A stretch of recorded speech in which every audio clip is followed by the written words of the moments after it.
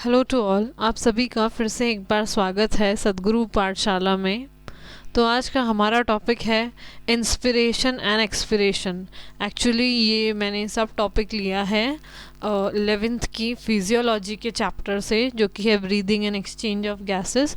उसका एक important topic है इंस्पिरेशन एंड एक्सपिरेशन, बिकॉज जब हम सब्जेक्टिव पेपर देते हैं तो मोस्टली इस टॉपिक से जो है रिटन में जो है क्वेश्चन आता है, तो हम उस टॉपिक को कवर कर रहे हैं बिकॉज अभी एग्ज़ाम सीजन है, तो students have problem in this topic. So let's just clear this topic, inspiration and expiration. देखिए, इंस्पिरेशन एक्सपिरेशन करने से पहले हम ये वाला देख लेते हैं, एक बेसिक कंसेप्ट समझ लेते हैं। देखिए, हम डिफ्यूजन को के बारे में तो जानते ही हैं। डिफ्यूजन का मतलब क्या होता है? मूवमेंट ऑफ सब्सटेंस कुछ भी हो सकता है, लाइक सॉलिड, लिक्विड, गैस। तो movement of substance from high pressure to low pressure is known as diffusion. High pressure से लो प्रेशर का पार्टिकल्स का जो मूवमेंट है, हाई प्रेशर से लो प्रेशर तक जो पार्टिकल्स का मूवमेंट है, उसे हम डिफ्यूजन कहते हैं। एग्जाम्पल जैसे मैं एक देती हूँ, जैसे कि एक छोटा सा बॉक्स लिया हमने, उसमें हमने ऑलमोस्ट 1000 एयर मॉलिक्यूल्स डाले, और एक बहुत बड़ा रूम है, उसमें भी हमने 1000 एयर मॉलिक्यूल्स डाले। तो यहाँ हम देख रहे हैं कि जो बॉक्स है उसका वॉल्यूम कम है और जो रूम है उसका वॉल्यूम ज़्यादा है। लेकिन अगर हम उन 1000 एयर पार्टिकल्स का अगर हम प्रेशर की बात करें, तो वो जो बॉक्स जिसका वॉल्यूम कम है, वहाँ पे एयर पार्टिकल्स का प्रेशर बहुत ज़्यादा है, ठीक है। और वो जो रूम है उसमें जो उसमें भी number of air molecule same ही है, बट उसका वॉल्यूम बहुत ज़्यादा है, जिसकी वजह से एयर पार्टिकल्स का जो प्रेशर है वो कम हो जाता है।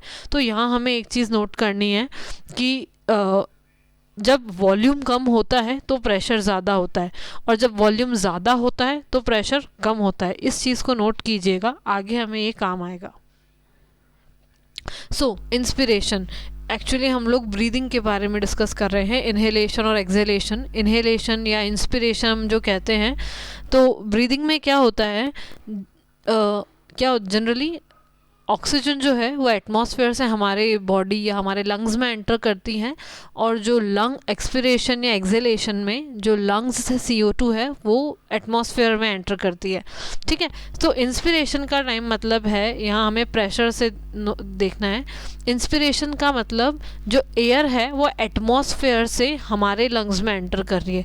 दैट मीन्स यहाँ पे जो एटमॉस्फेरिक एयर है, एयर पार्टिकल्स हैं, वहाँ पे एटमॉस्फेयर में ऑक्सीजन का या एयर का जो प्रेशर है वो ज़्यादा है, और हमारे लंग्स में जो प्रेशर है वो कम है। तभी तो हाई प्रेशर से लो प्रेशर, मतलब एटमॉस्फेरिक प्रेशर से लंग्स में जो है एयर एंटर कर रही है, इसी को हम इंस्पिरेशन कहते हैं, ठीक है। तो देखो, लंग्स में प्रेशर कम करना है, दैट मीन्स हमें लंग्स का वॉल्यूम बढ़ाना पड़ेगा। तो इस चीज़ को नोट कीजिएगा, लंग्स में प्रेशर कम कब होगा? जब लंग्स का वॉल्यूम बढ़ेगा। तो हमें लंग्स का वॉल्यूम बढ़ाना है। देखिए, अगर आपने लंग्स का वॉल्यूम कैसे बढ़ता है, दो तरीके होते हैं।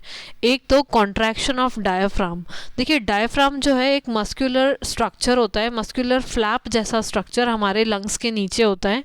जब वो रिलैक्स स्टेट में होता है तो डोम शेप में होता है, ठीक है। रिलैक्स स्टेट में वो हमेशा डोम शेप में ही होगा, लेकिन जब वो कॉन्ट्रैक्ट होता है तो एकदम फ्लैट हो जाता है, ठीक है। तो जब भी डायफ्राम जब कॉन्ट्रैक्ट होता है तो वो आर्च शेप जो है, आर्च शेप से डाउनवर्ड की तरफ मूव करता है और अल्टीमेटली फ्लैट हो जाता है। तो उससे क्या होता है, जो लंग्स होते हैं उनको और एक्स्ट्रा जगह मिल जाती है फैलने के लिए। तो जब लंग्स फैलेंगे तो उनका वॉल्यूम बढ़ेगा। सेम साथ में कॉन्ट्रैक्शन ऑफ इंटरकोस्टल मसल्स भी होता है। इंटरकोस्टल मसल्स, ये मसल्स हमारे रिब्स के बीच में प्रेजेंट होती हैं। जब ये कॉन्ट्रैक्ट होती हैं तो हमारे रिब्स और स्टर्नम जो हैं वो लिफ्ट अप होते हैं, ठीक है।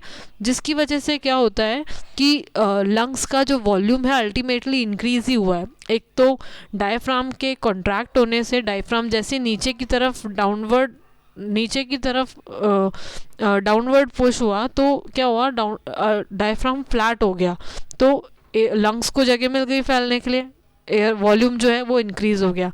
इंटरकोस्टल मसल्स जब कॉन्ट्रैक्ट हुए तो रिब्स जो हैं अपलिफ्ट हुए, तब भी वॉल्यूम बढ़ गया। तो ultimately increase in pulmonary volume, pulmonary word यहाँ पे हम लंग्स से ले रहे हैं, तो लंग्स का वॉल्यूम इंक्रीज हो गया।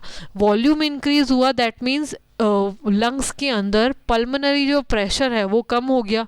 जैसे ही प्रेशर कम हुआ तो जो एटमॉस्फेरिक एयर जो है, जहाँ पे एटमॉस्फेयर में प्रेशर जो है एयर का ज़्यादा है और अब हमारे लंग्स में प्रेशर जो है वो कम हो गया, तो जो एयर है वो एटमॉस्फेयर से कहाँ एंटर कर जाएगी, हमारे लंग्स में। This movement of air inside the lungs is known as inspiration.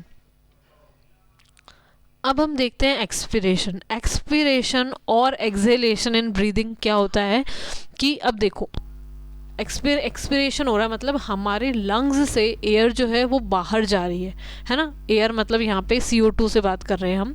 That means lungs का प्रेशर ज़्यादा है और एटमॉस्फेयर में प्रेशर कम है।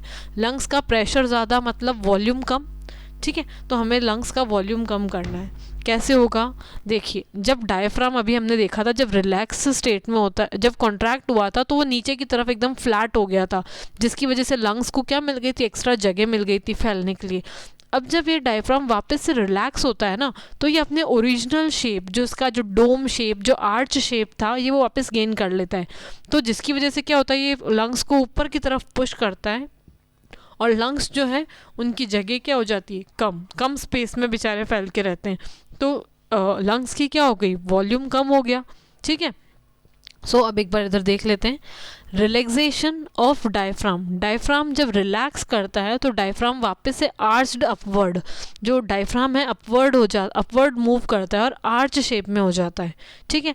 साथ में रिलैक्सेशन ऑफ इंटरकोस्टल मसल्स, जो इंटरकोस्टल मसल्स पहले कॉन्ट्रैक्ट हुई थी तो जो रिब्स थे वो अपलिफ्ट हो गए थे।